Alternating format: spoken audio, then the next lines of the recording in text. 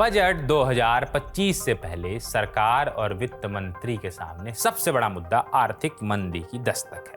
देश की economic growth दूसरी तिमाही में 6% से कम देखने को मिली थी। वहीं दूसरी ओर वर्ल्ड बैंक से लेकर आईएमएफ तक ने मौजूदा वित्त वर्ष की जीडीपी ग्रोथ के अनुमान को 7% से कम कर दिया है। ऐसे में अनुमान लगाया जा रहा है कि आगामी बजट में सरकार अपने बटुए को थोड़ा टाइट कर सकती है। रॉयटर्स के सर्वे के अनुसार आर्थिक मंदी के बावजूद भारत सरकार 1 फरवरी के बजट में उधार लेने और खर्च करने के लक्ष्य पर कायम रह सकती है। साथ ही इकोनॉमिक ग्रोथ को ऊपर उठाने की जिम्मेदारी भारतीय रिजर्व बैंक पर डाली जा सकती है। जीडीपी का 4.5% अनुमानित राजकोषीय घाटा वित्त वर्ष के अंत में 4.8% पर पहुंच सकता है।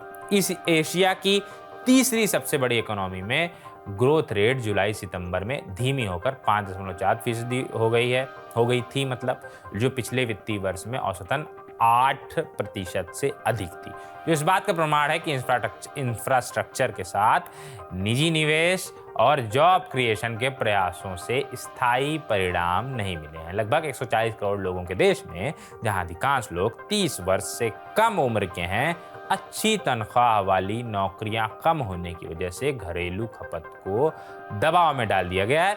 आशा है कि सरकार कृषि पर खर्च बढ़ाएगी, जो लगभग आधे वर्कफोर्स को रोजगार देती है, और इनकम टैक्स में भी कटौती हो सकता है जिसका भुगतान केवल कुछ प्रतिशत नागरिक ही करते हैं। 22 से 27 जनवरी के रॉयटर्स पोल में अर्थशास्त्रियों ने उम्मीद जताई कि सरकार अपने जीडीपी के 4.5% के राजकोषीय घाटे के लक्ष्य पर कायम रहेगी, जिसमें जो आपकी ग्रॉस उधारी है उसका अनुमान 14.28 ट्रिलियन रुपए यानी $165.53 बिलियन हो सकता है। अर्थशास्त्री धीरज नीम कहते हैं कि भारत का केंद्र और राज्य सरकार का कर्ज संयुक्त रूप से जीडीपी का लगभग 80% है, जो समान रूप से उभरती अर्थव्यवस्थाओं के ऊपर। ऐसा कोई यहाँ इंडिया का कुछ नया नहीं है। इसे भारत सरकार का लक्ष्य कम से कम 60% तक कम करना है। इसलिए फोकस पहले से ही इस बात पर केंद्रित हो गया है कि आरबीआई के नए गवर्नर संजय मल्होत्रा क्या करेंगे। धीरज नीम ने आगे क्या कहा, जीडीपी को ऊपर उठाने की जिम्मेदारी मॉनेटरी पॉलिसीज पर है, लेकिन इसमें भी कठिनाइयां कम नहीं है। अगर रुपया कमजोर होता है तो जो इम्पोर्टेड इन्फ्लेशन है वो जल्द ही एक मुद्दा बन सकती है। अधिकांश अर्थशास्त्रियों को उम्मीद है कि आरबीआई 5 से 7 फरवरी की जो उनकी बैठक होने वाली है उसमें अपनी प्रमुख ब्याज दर को 6.25% कर देगा। एक और कदम आने की संभावना है, लेकिन पिछले साल रुपए में लगभग 3% गिरावट और महंगाई आरबीआई के लक्ष्य के मिड पॉइंट से ऊपर चल रही है। यह स्पष्ट नहीं है कि पॉलिसी मेकर्स कितनी कटौती कर पाएंगे। इसमें कंजप्शन जो है यानी जो खपत है, उपभोग है, जो जीडीपी का लगभग 60% है।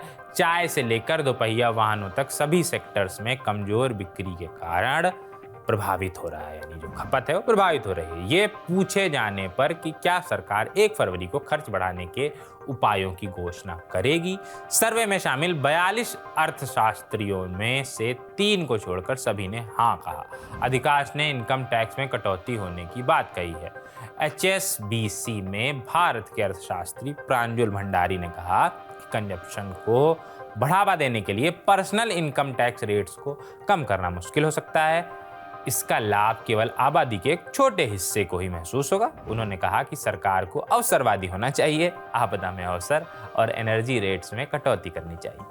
इससे बड़ी संख्या में लोगों और व्यावसायिक गतिविधियों पर पॉजिटिव असर पड़ेगा। मोतीलाल ओसवाल के मुख्य अर्थशास्त्री निखिल गुप्ता ने कहा कि सरकार को ज़्यादा से ज़्यादा लोगों को बजट में शामिल करने के लिए अपना फोकस बदलना चाहिए। उन्होंने कहा कि उपभोग को बढ़ावा यानी कंजप्शन को, खपत को बढ़ावा देने के लिए सरकार से बहुत उम्मीदें हैं। हमारा मानना है कि ये ठीक नहीं है। सरकार को खपत के बजाय डोमेस्टिक इनकम ग्रोथ में सुधार पर ध्यान देने की ज़रूरत है। बाकी देखते हैं क्या होता है, जो होगा वो हम आपको बताएंगे। जब बजट आएगा उसमें क्या क्या घोषणाएं होती है ये भी हम आपको लगातार अपडेट देते रहेंगे। अभी चलते हैं, टाटा बाय बाय, शुक्रिया।